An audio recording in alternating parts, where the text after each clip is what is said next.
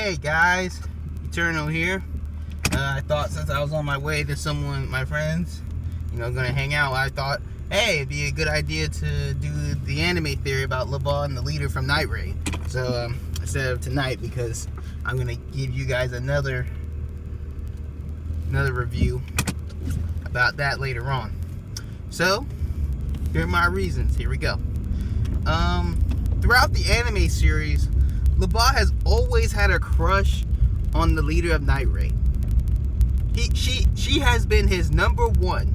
Even though from here and there he would flirt with Leone and Chelsea and just any female he comes across, he has a thing for. But his true girl that he wanted was the lead. And I can't blame him. She is hot as hell. And she had battle experience. And he was really the first member of Night Raid when you think about it. I might be wrong on that, but I really think he was the first member to join.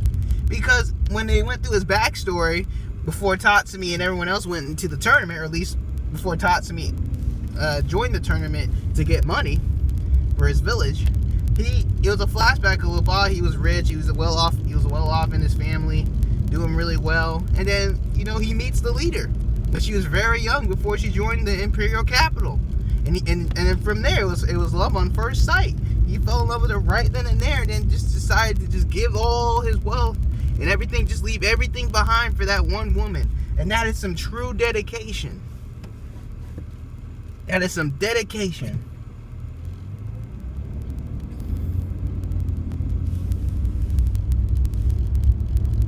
That man wanted nothing else but her. But he had it all, man. He just wanted the leader. He wanted the leader's sugar balls. That's all he wanted. That's all he wanted. And then here's my reason. Here's my theory on why she fell in love with him. Because when the first time they met, he hasn't really been making any moves on her. But when he died in the anime series, she was devastated. She was devastated, but she didn't want to show nobody. She was even devastated with Susanoo dying in the S-Death, when they had to leave him, when they had to say Tatsumi. But with Lubbock, it was different. It was like a different type of, not really depression, but she was sad, definitely, most definitely. But she was sad over just Lubbock because I have a feeling she was knowledgeable. She had to have some hints that he liked her. It had to be obvious to her, being how old she is and how she is experienced. And then her teacher was even a male, and I'm sure maybe he's made a couple of moves on her here and there, maybe or did some flirtatious tendencies here and there. I'm sure she might have figured out that Lubbock had a crush on her. Maybe he did something when he was a part of Night Raid the first time, and then he said something. Maybe not intentionally, but in her mind she's like, oh, he must like me. Something like that. But when Lubbock died, she was like, she was affected by that. She was clearly affected by that.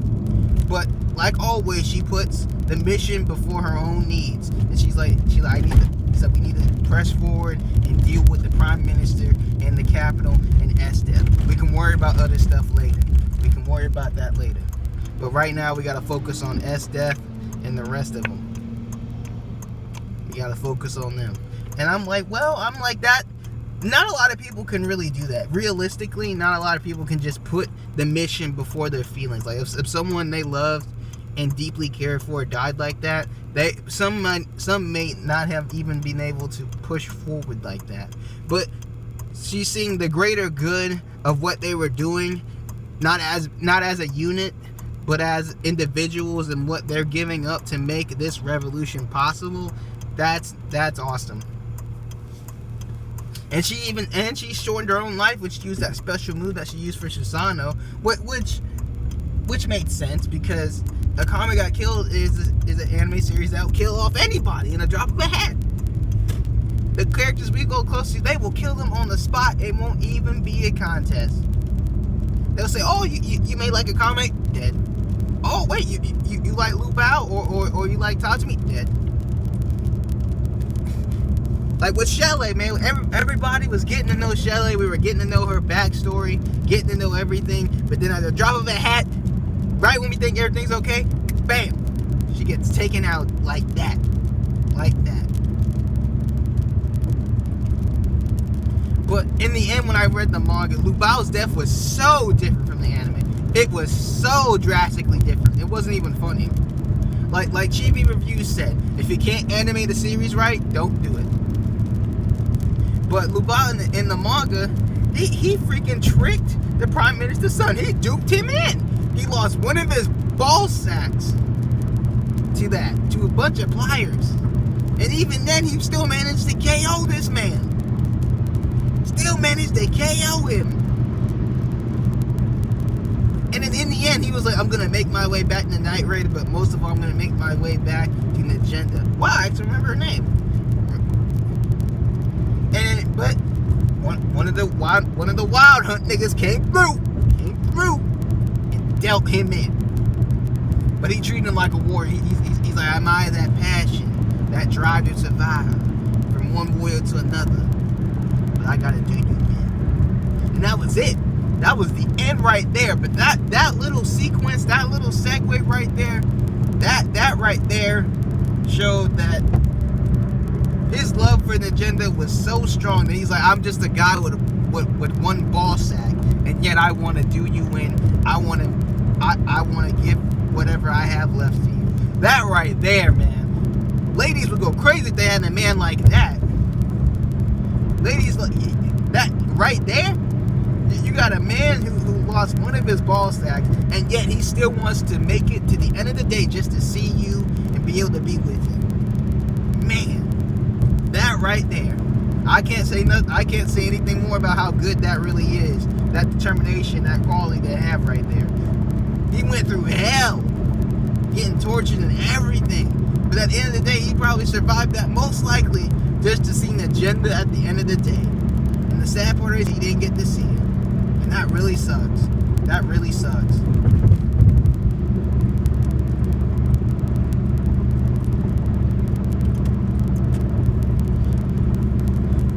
But Najenda, I have a feeling maybe she had some feelings deep down for him. Like maybe she didn't express it because well, we didn't see them really together in the anime all that too much, or even together on the screen all that much either. You know, we didn't really get to see much interaction between them. But I feel like she may have had a soft spot for him, if anything. If it wasn't she was secretly in love with him, she might have had a soft spot for him. But, you know, Lubbock never really pressed the issue about saying, hey, Najenda, I love you. This is what I want. I want to be with you.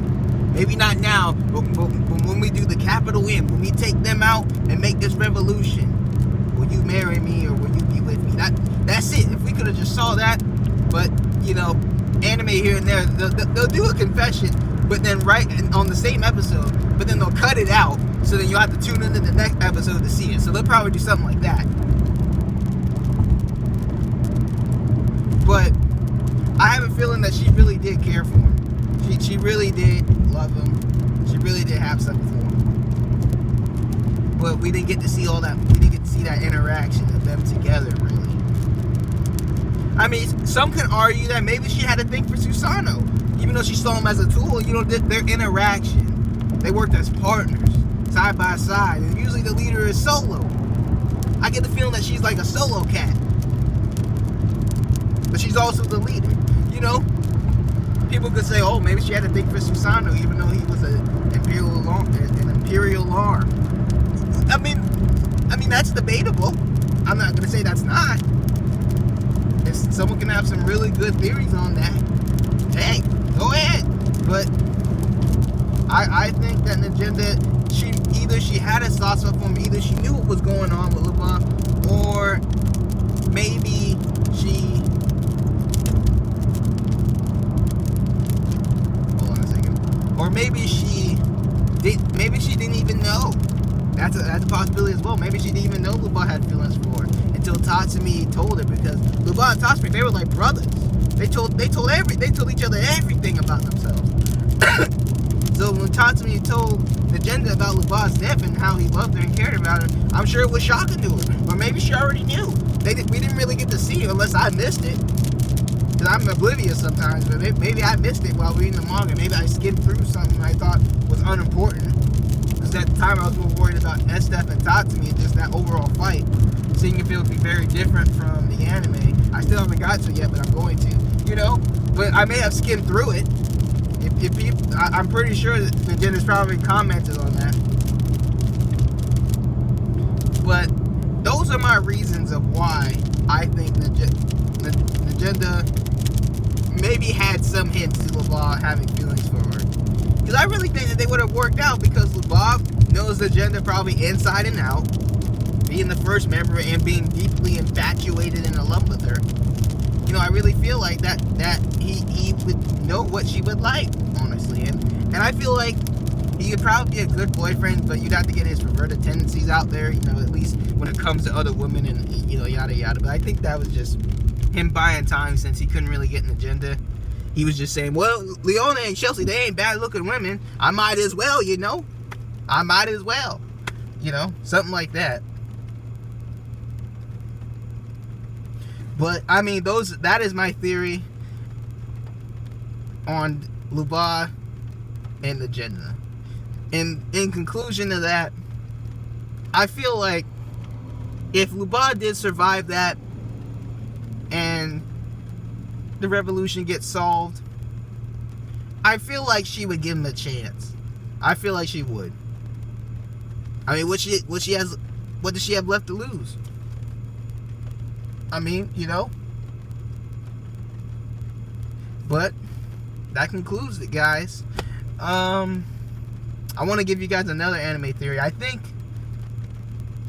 Wait a minute. Oh, I think that'd be a good theory. I'm thinking about doing this, guys. Thinking about doing this, since I probably haven't told you guys, but I do like Fairy Tail. I've watched it. Here and there I've watched it. I know it's come to an end, and they're debating about making a new series, the next generation, yada yada. I know this one might be good. The next anime theory that I'll do when I get back from hanging out with my friend is, who is stronger, Urza or Mira Jane? That's the next one. I'm gonna enjoy doing that one, because I like both characters, but personally I like Mira Jane a little bit more, because I love her Satan soul. I love her transformations. Like she is, I won't say demon, but I feel like she's got more to offer than what she showed. Because Hiramashima didn't really want to give Mira Jane the spotlight. But that's the next one coming tonight, guys. I hope you guys stay tuned and watch out for that, because I'm definitely making that one. That's going to be an exciting, it's probably going to at least be a 30-minute, maybe even 40-minute discussion, because I'm going to be so involved in that. But I'll see you guys later. You turn it on. I hope you guys enjoyed this anime theory.